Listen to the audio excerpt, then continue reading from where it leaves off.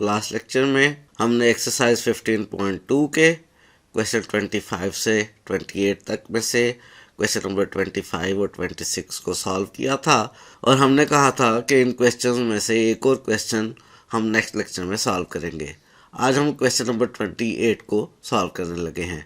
Start करते हैं आज का लेक्चर। क्वेश्चन 25 से 28 तक सेम है। इनमें करना क्या है, इंटीग्रेट करना है फंक्शन एफ को over the given region. 25, 26 last lecture में करवा दिए थे, 28 आज करवा रहा हूँ और जो क्वेश्चन नंबर 27 है ये आपका हुआ। इस क्वेश्चन को आप खुद करेंगे। ये क्वेश्चन आपका है, चाय की टेबल पर बैठ कर करें या जो है आप ड्राइंग रूम में बैठ कर करें, यह आपकी अपनी चॉइस है। हम इस वक्त बात करने लगे हैं क्वेश्चन नंबर 28 की। क्वेश्चन नंबर 28 में हमें फंक्शन गिवन है F of S T E power S into log of T over the region in the first quadrant of ST plane that lies above the curve S is equal to log t from t1 to t equals to 2। आज के question में और इससे previous question में जो main फ़र्क है वो ये है कि इससे पहले हम हमेशा वेरिएबल्स x और y की बात किया करते थे और एक्स वाई प्लेन के अंदर कर्व का स्केच बनाया करते थे। आज हमारे पास जो प्लेन है वो एस टी प्लेन है और फंक्शन जो है वो वेरिएबल्स s और t का है। एफ ऑफ एस टी जो है वो इक्वल है e power S into log of t के। इस फंक्शन को हमने एस टी प्लेन में स्केच करना है और जो रीजन है वो लेना है हमने जो अबव हो S is equal to log T वाली कर्व से, और टी की वैल्यू 1 से लेकर टी की वैल्यू 2 तक का रीजन लेना है। एस जो है वो हम हॉरिजॉन्टल लाइन को ले लेंगे और टी जो है हम वो वर्टिकल लाइन को ले लेंगे। हम फ्रोबेनियस थ्योरम का इस्तेमाल करते हुए चाहे तो वर्टिकल क्रॉस सेक्शंस का इस्तेमाल करेंगे और चाहे तो हॉरिजॉन्टल क्रॉस सेक्शंस का इस्तेमाल करेंगे और गिवन फंक्शन के integral over the given region को आइटरेटिव इंटीग्रल में चेंज करेंगे। कैसे चेंज करेंगे उसके लिए हम सबसे पहले स्केच करेंगे। सबसे पहले हम इस ग्राफ को स्केच करते हैं। हमने रीजन लेना है जो S is equal to log T वाली कर्व से अबव हो और इन दो लाइंस के इन बिटवीन हो एस टी प्लेन के अंदर। हमने एस एक्सिस जो है वो हॉरिजॉन्टल लाइन को ले लिया है, एक्स एक्सिस को यानी हमने एस एक्सिस ले लिया है और वर्टिकल लाइन यानी वाई एक्सिस को हमने टी एक्सिस ले लिया है। तो अब ये हमारे पास इस वक्त एस टी प्लेन है। इस एस टी प्लेन के अंदर हम सबसे पहले curve S is equal to log of T को स्केच करते हैं। इसका स्केच किस तरह का होगा, टी की वैल्यू नेगेटिव होंगी तो लॉग ऑफ टी डिफाइन ही नहीं होगा। ये सिर्फ टी की पॉजिटिव वैल्यू के लिए लॉग ऑफ टी डिफाइन होगा। और किस तरह का होगा, अगर टी की वैल्यूज बहुत छोटी होंगी तो लॉग जो है वो हमारे पास नेगेटिव आएगा, यानी टी की स्मॉल वैल्यूज के लिए एस हमारे पास नेगेटिव आएंगे और ये माइनस इन्फिनिटी को जाएगा, यानी हमारे पास जो है कर्व एस के करीब होती चली जाएगी जैसे जैसे टी की वैल्यूज़ छोटी होंगी और टी की वैल्यूज़ बड़ी होंगी तो एस भी इंक्रीज होता चला जाएगा। इस ग्राफ का जो स्केच है वो हमारे पास कुछ इस तरह की कर्व बनेगी। ये हमने S is equal to log T का ग्राफ ले लिया है। हमने इस ग्राफ से ऊपर रीजन लेना है। कहाँ से कहाँ तक लेना है उसके लिए हमें एक गिवन है T is equal to 1। T is equal to 1 किस तरह की लाइन होगी, टी की वैल्यू इसमें हमेशा 1 होगी। वर्टिकल लाइन के लॉन्ग टी की वैल्यू है ये हमेशा 1 होगी और एस की वैल्यू जो है वो इसमें क्या होंगी, वो चेंज होती रहेंगी। ये बिल्कुल उसी तरह से है जैसे y इज इक्वल टू 1 हो। ये हमारे पास एक हॉरिजॉन्टल लाइन बन जाएगी। टी की वैल्यू 1 के लिए हमारे पास एक हॉरिजॉन्टल लाइन बन गई है। इसी तरह से टी की वैल्यू 2 के लिए हमारे पास यहाँ पे एक हॉरिजॉन्टल लाइन बन जाएगी जिसमें टी की वैल्यू हमेशा 2 रहेगी। वर्टिकल एक्सिस पे टी की वैल्यू चेंज नहीं होगी, एस की वैल्यू चेंज होगी, हमारे पास एक और हॉरिजॉन्टल लाइन आ जाएगी। अब हमने वो रीजन लेना है जो इस कर्व से ऊपर हो, टी की वैल्यू 1 और टी की वैल्यू 2 के इन बिटवीन हो और फर्स्ट क्वाड्रेंट में भी हो। उसने क्वेश्चन के अंदर ये भी बताया हुआ है कि फर्स्ट क्वाड्रेंट वाला रीजन लेना है। तो हमारे पास ये वाला जो पोर्शन आ रहा है ये पोर्शन हमारा वो रीजन है जिसके ऊपर हमने इंटीग्रेशन परफॉर्म करनी है। ये शेडेड रीजन हमारे पास रीजन है जिसके लिए हमने इंटीग्रेशन परफॉर्म करनी है। इस शेडेड रीजन की जो बाउंड्रीज है वो ये वाली boundary s is equal to log T है, ये वाली boundary t is equal to 2 है, और इस साइड पे t इज इक्वल टू 1 इसको बाउंड कर रहा है, और इस साइड पे ये बाउंड्री क्या है भला, ये बाउंड्री t एक्सिस है। इसके लिए जो s की वैल्यू है वो हमेशा 0 है, तो ये वाली बाउंड्री हमारे पास s इज इक्वल टू 0 है। अब हमने डिसाइड ये करना है कि हॉरिजॉन्टल क्रॉस सेक्शंस का मेथड इस्तेमाल करें या वर्टिकल क्रॉस सेक्शंस का मेथड इस्तेमाल करें। अगर हम वर्टिकल क्रॉस सेक्शंस का मेथड इस्तेमाल करते हैं तो उसके लिए एक वर्टिकल रे लेंगे। अगर हम एक वर्टिकल रे लेते हैं तो वो लोअर साइड से इस बाउंड्री को कट करती है, अपर साइड से इस बाउंड्री को कट करती है। हम इनकी मदद से आइटरेटेड इंटीग्रल की लिमिट्स मालूम करेंगे। और अगर हम हॉरिजॉन्टल क्रॉस सेक्शंस का मेथड इस्तेमाल करते हैं तो हम एक हॉरिजॉन्टल रे लेंगे जो लेफ्ट साइड से इस बाउंड्री को कट करेगी और राइट साइड से इस बाउंड्री को कट करेगी, और थ्रू आउट द रीजन ये बाउंड्री सेम है, ये बाउंड्री भी सेम है। वर्टिकल क्रॉस सेक्शंस के मेथड में भी throughout the region lower boundary भी सेम है, अपर बाउंड्री भी सेम है। हम चाहे वर्टिकल क्रॉस सेक्शंस का मेथड इस्तेमाल करें और चाहे हॉरिजॉन्टल क्रॉस सेक्शंस का मेथड इस्तेमाल करें, कैलकुलेशंस तकरीबन एक जैसी ही हैं। और मैं डिसाइड कर रहा हूं कि मैं हॉरिजॉन्टल क्रॉस सेक्शंस का मेथड इस्तेमाल करने लगा हूं। ये मेरी अपनी चॉइस है, मेरी एक आज़ाद विल है। आप अपनी आज़ाद विल के साथ चाहे तो वर्टिकल क्रॉस सेक्शंस का मेथड इस्तेमाल कर सकते हैं। हॉरिजॉन्टल क्रॉस सेक्शंस का मेथड इस्तेमाल करने के लिए मैंने एक हॉरिजॉन्टल रे ले ली, हॉरिजॉन्टल रे ली है। हॉरिजॉन्टल एक्सिस मेरे पास इस वक्त s एक्सिस है, तो इनर इंटीग्रल में हम integration with respect to s करेंगे। इनर इंटीग्रल में यहाँ पे हम फंक्शन लिखेंगे कि किसको इंटीग्रेट करना है, integration with respect to s करेंगे, और s की लोअर लिमिट के लिए देखेंगे ये कि ये जो हॉरिजॉन्टल रे है ये इस रीजन को लेफ्ट साइड पे किस बाउंड्री को कट कर रही है। ये लेफ्ट साइड पे इस रीजन को इस बाउंड्री पे कट कर रही है। इस बाउंड्री के लिए s की वैल्यू देखेंगे, इस बाउंड्री के लिए s की वैल्यू 0 है, यही s की वैल्यू 0 जो है ये इस इंटीग्रल की लोअर लिमिट आ जाएगी। इसके बाद हम देखेंगे ये कि ये जो हॉरिजॉन्टल रे है ये इस रीजन को राइट मोस्ट किस बाउंड्री पे कट कर रही है। राइट मोस्ट जिस बाउंड्री पे कट कर रही है उसके लिए हम s की वैल्यू देखेंगे और वो इस इंटीग्रल की अपर लिमिट आ जाएगी। राइट मोस्ट में ये जिस बाउंड्री को कट कर रही है उस बाउंड्री के लिए इक्वेशन है s is equal to log T, और s की वैल्यू लॉग टी है, तो लॉग टी जो है वो हमारे पास इस इनर आइटरेटेड इंटीग्रल की अपर लिमिट आ गई। इनर इंटीग्रल में हमने हॉरिजॉन्टल क्रॉस सेक्शंस का इस्तेमाल करते हुए इंटीग्रेशन की है विद रिस्पेक्ट टू s। तो आउटर इंटीग्रल में इंटीग्रेशन किसके रिस्पेक्ट से होगी, जो दूसरा एक्सिस है हमारे पास वो t एक्सिस है, तो आउटर इंटीग्रल में integration with respect to t होगी। आउटर इंटीग्रल में इंटीग्रेशन हम विद रिस्पेक्ट टू t करेंगे। इसकी लिमिट्स कैसे देखेंगे, इसकी लोअर लिमिट देखने के लिए इस हॉरिजॉन्टल रे को नीचे की जाने में मूव करवाएंगे उस वक्त तक जब तक ये इस रीजन को कट कर रही है। वो लोएस्ट पोजीशन जहाँ पे ये इस रीजन को कट कर रही है उसके लिए हम t की वैल्यू नोट करेंगे। अगर मैं इस रे को मजीद नीचे ले जाऊंगा तो ये इस रीजन को कट नहीं करेगी। ये लोएस्ट पोजीशन है, यहाँ पे ये इस बाउंड्री को कट कर रही है, और यहाँ पे हमारे पास जो t की वैल्यू है वो 1 है, वही हमारे पास इस इंटीग्रल की लोअर लिमिट आ गई। तो आउटर इंटीग्रल में integration with respect to t है, और t की जो लोअर लिमिट है वो हमने डिसाइड की है कि वो हमारे पास 1 है। अपर लिमिट मालूम करने के लिए इस हॉरिजॉन्टल रे को हम अप डायरेक्शन में मूव करवाएंगे, उस वक्त तक मूव करवाते रहेंगे जब तक ये रीजन को कट कर रही है। अपर मोस्ट पोजीशन जहाँ पे ये इस रीजन को कट कर रही है वहाँ पे t की वैल्यू नोट करेंगे, और ये अपर मोस्ट पोजीशन है जहाँ पे ये इस रीजन को कट कर रही है, यहाँ पर t की वैल्यू 2 है, तो t की जो 2 वैल्यू है वो हमारे पास इस इंटीग्रल की अपर लिमिट हो गई। तो आउटर इंटीग्रल में integration with respect to t है जिसकी लोअर लिमिट 1 और अपर लिमिट 2 है।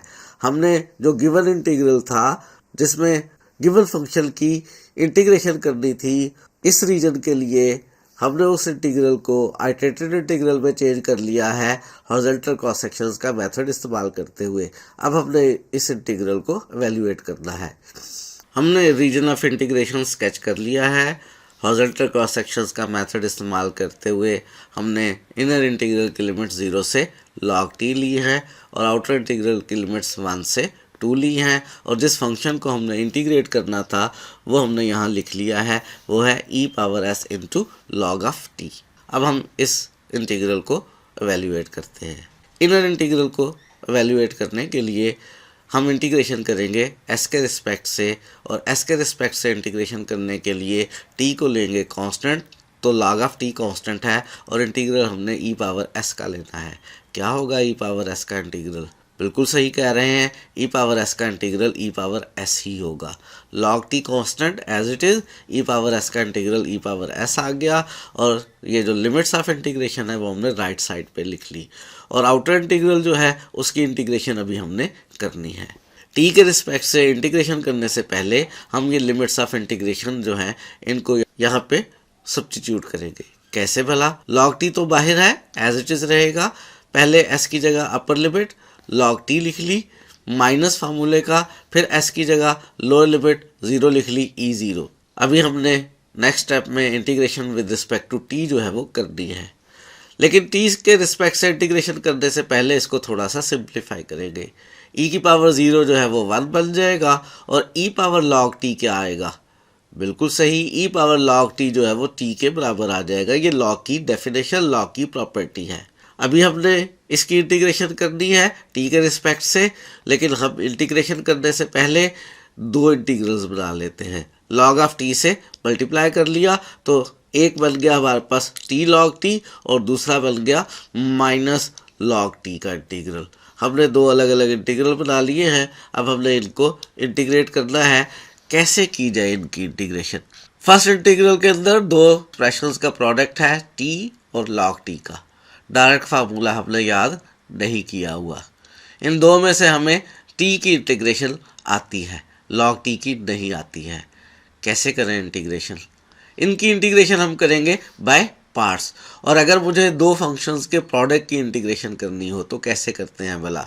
इन दो में से किसी एक का इंटीग्रल अगर आपको मालूम हो तो उसका लेते हैं इंटीग्रल, फर्स्ट टर्म में भी और सेकंड टर्म में भी। फर्ज करें मैंने डिसाइड किया कि जी मुझे v का इंटीग्रल आता है, तो मैं v का इंटीग्रल फर्स्ट टर्म में भी लूँगा, v का इंटीग्रल सेकंड टर्म में भी लूँगा, और जिसका मैंने इंटीग्रल नहीं लिया है उसको फर्स्ट टर्म में एज इट इज़ रखूँगा और सेकंड टर्म में उसका डेरिवेटिव लूँगा। फर्स्ट टर्म की चूंकि इंटीग्रेशन सॉल्व हो जाएगी, इसमें इंटीग्रल की जो लिमिट्स है वो राइट पर लिख लेंगे और बाद में उनको सॉल्व कर लेंगे, और जो दूसरी टर्म है उसमें हमने एक इंटीग्रेशन चूंकि करनी है उसकी लिमिट्स हम इंटीग्रेशन की यहाँ पर लिख लेंगे। तो इस फार्मूले का इस्तेमाल करते हुए हम ये जो फर्स्ट इंटीग्रल है इसमें इंटीग्रेशन करते हैं t इंटू log t की। t की इंटीग्रेशन कैसे करेंगे? t की इंटीग्रेशन के लिए हम t की पावर n वाला फार्मूला इस्तेमाल करेंगे। क्या होता है भला कि पावर एक बढ़ा ली जाए और नई पावर से डिवाइड कर लिया जाए, अगर ये पावर -1 ना हो, और यहाँ पे चूंकि t की पावर 1 है, ऑब्वियसली ये -1 नहीं है, इसका मतलब है हम इस फार्मूले का इस्तेमाल कर सकते हैं। तो t का ले रहे हैं हम इंटीग्रल फर्स्ट टर्म के अंदर, t का इंटीग्रल हमारे पास t²/2 आया, और log t जो है वो हमारे पास एज इट इज़ आएगा, और जो लिमिट्स ऑफ इंटीग्रेशन है 1 से 2 वो हमने यहाँ राइट साइड पर लिख ली। सेकेंड टर्म में इंटीग्रेशन हमने करनी है, t का इंटीग्रल हम देख चुके t²/2 है, और सेकंड टर्म के अंदर log t का लेंगे डेरिवेटिव, वो 1/t आएगा, और सेकंड टर्म की इंटीग्रेशन अभी हम करेंगे 1 से 2 तक की। और अब हम दूसरे इंटीग्रल की बात करते हैं कि जो दूसरा इंटीग्रल है बेसिकली ये भी दो रकमों का प्रोडक्ट है, 1 इंटू log t का। 1 का इंटीग्रल t के रिस्पेक्ट से हमें मालूम है t है, log t के इंटीग्रल का फार्मूला हमें याद नहीं है, तो इसकी भी इंटीग्रेशन करेंगे। 1 का इंटीग्रल लेंगे, 1 का इंटीग्रल हमारे पास t आ जाएगा, log t साथ में एज इट इज़ आ जाएगा, लिमिट्स सब्स्टिट्यूट करेंगे 1 से 2 तक, और फिर सेकंड टर्म में इंटीग्रेशन अभी हमने करनी है 1 से 2 की। 1 का इंटीग्रल t आ गया है, और log t का डेरिवेटिव लेके जो कि 1/t होगा। यहाँ पे लिमिट्स ऑफ इंटीग्रेशन को सब्स्टिट्यूट करते हैं। t की जगह पहले अपर लिमिट 2 पुट करेंगे तो हमारे पास ये बन जाएगा 2 का स्क्वायर 4/2 और log 2, माइनस फार्मूले का t की जगह 1 पुट करेंगे तो 1 का स्क्वायर 1 1/2 और log 1, और माइनस इस इंटीग्रल के अंदर थोड़ी सी सिंप्लीफिकेशन करेंगे कि जो 2 है ये 1/2 बाहर आ जाएगा इंटीग्रल से, और t² जो है वो सिंप्लीफाई होकर t आ जाएगा। इसकी इंटीग्रेशन अभी हमने करनी है। इस तरह से ये माइनस आ जाएगा यहाँ पे, और लिमिट सब्स्टिट्यूट करेंगे। t की जगह 2 अपर लिमिट, तो 2 × log 2 आ गया, माइनस t की जगह 1 पुट करेंगे तो 1 log 1 आ जाएगा, और ये माइनस माइनस हमारे पास लास्ट में प्लस आ जाएगा, और t से कैंसिल हो जाएगा। 1 का इंटीग्रल हमने लेना है। फर्स्ट टर्म में हमारे पास 2 रह जाएगा, 2 log 2, और log 1 कितना होता है, log 1 0 होता है, तो 0 × 1/2 0 हो जाएगा। ये -1/2 एज इट इज़ आएगा, और t का इंटीग्रल लेंगे पावर वाले फार्मूले से, t की पावर 1 बढ़ाएंगे तो 2 हो जाएगी, और नई पावर 2 से डिवाइड कर देंगे, t²/2 इस इंटीग्रल का जवाब आ गया, और लिमिट्स जो है वो राइट साइड पर लिख ली। यहाँ पे -2 × log 2 आ जाएगा, और log 1 0 हो जाएगा, तो -2 × log 2, और ये log 1 0 हो गया, और माइनस इंटू माइनस प्लस हो गया। और अब लास्ट इंटीग्रल की इंटीग्रेशन क्या होगी, 1 का इंटीग्रल t आ जाएगा, लिमिट्स इसकी राइट पे लिख लेंगे 1 से 2। 2 log 2 प्लस का और 2 log 2 माइनस का कैंसिल हो जाएंगे। ये 2 आप बाहर भी लिख सकते हैं, 2 से मल्टीप्लाई होकर माइनस का 1/4 बन जाएगा, और लिमिट सब्स्टिट्यूट करेंगे, अपर लिमिट लिखेंगे तो 2 का स्क्वायर 4 हो जाएगा, फिर माइनस फार्मूले का और लोअर लिमिट 1 लिखेंगे तो -1 आ जाएगा। ये -2 log 2 और प्लस log 2 कैंसिल हो चुके हैं, ये प्लस का 0 लिखने की ज़रूरत नहीं है। यहाँ पे लिमिट सब्स्टिट्यूट करते हैं, अपर लिमिट लिखेंगे तो 2 आ जाएगा, और माइनस फार्मूले का लोअर लिमिट लिखेंगे तो 1 आ जाएगा। 4 - 1 कितना हो जाएगा, 3, तो ये -3/4 हो जाएगा, और 2 - 1 जो है वो प्लस का 1 हो जाएगा। -3/4 प्लस 1 को ऐड करने के लिए 4 हम इसमें एलसीएम ले लेंगे, तो ऊपर -3 + 4 आ जाएगा, और -3 + 4 कितना हो जाएगा, 1। तो फाइनली हमारे पास इस इंटीग्रल का आंसर 1/4 आ गया। हमें फंक्शन दिया हुआ था ES log t, हमें रीजन दिया गया था कि ST प्लेन के अंदर आपने S = log t वाली कर्व से अबव t की वैल्यू 1 से लेकर t की वैल्यू 2 तक फर्स्ट क्वाड्रेंट में जो रीजन बन रहा है उसके लिए इस इंटीग्रल को इंटीग्रेट करें। इस क्वेश्चन में मेन फर्क बाकी क्वेश्चंस के मुकाबले में ये था कि XY प्लेन की बजाय उसने ST प्लेन की बात की थी, तो कंफ्यूज नहीं होना है। हमने S को अलॉन्ग हॉरिजॉन्टल लाइन ले लिया, और T को अलॉन्ग वर्टिकल लाइन ले लिया, और ST प्लेन को उसी तरह से ट्रीट करते हुए जैसे हम XY प्लेन को ट्रीट करते हैं। हमने रीजन को स्केच किया, हमने उस रीजन के लिए डिसाइड किया कि हॉरिजॉन्टल क्रॉस सेक्शंस का मेथड इस्तेमाल करें या वर्टिकल क्रॉस सेक्शंस का मेथड इस्तेमाल करें, और हमने देखा कि हम चाहे हॉरिजॉन्टल का करें या चाहे वर्टिकल क्रॉस सेक्शंस का मेथड इस्तेमाल करें, एक ही जैसी बात होगी। हमने अपनी आज़ाद मर्जी का इस्तेमाल करते हुए, चूँकि हम आज़ाद मुल्क में रहते हैं, इसलिए हमने हॉरिजॉन्टल क्रॉस सेक्शंस का मेथड इंतखाब किया। आप अपनी मर्जी के साथ, आज़ादी के साथ वर्टिकल क्रॉस सेक्शंस का मेथड भी इस्तेमाल करके सॉल्व कर सकते हैं, और हमारे पास फाइनल आंसर 1/4 आ गया। क्वेश्चन नंबर 25 से 28 तक में सॉल्व करने का यही मेथड था। बीच में से 25 और 26 मैंने आपको प्रीवियस लेक्चर में सॉल्व करवा दिए थे, जिसके अंदर एक क्वेश्चन के अंदर हमने देखा था, बहुत इंपॉर्टेंट था, कि हॉरिजॉन्टल या वर्टिकल क्रॉस सेक्शंस के मेथड में से किसी एक मेथड का इंतखाब क्वेश्चन को आसान भी कर सकता है और क्वेश्चन को मुश्किल भी कर सकता है। क्वेश्चन नंबर 28 में डिफरेंस बता दिया बाकी दो क्वेश्चंस के मुकाबले में क्या था, और आपको ये भी बता दिया कि क्वेश्चन नंबर 27 जो है वो आपका हुआ। ज़िंदगी में कभी भी आप उदास हों तो बिल्कुल उदास नहीं होना है, आपको याद रखना है कि क्वेश्चन नंबर 27 जो है वो आपका है। आज के लिए इतना ही रखते हैं, मज़ीद मल्टीपल इंटीग्रल्स को करेंगे नेक्स्ट आने वाले लेक्चर्स में।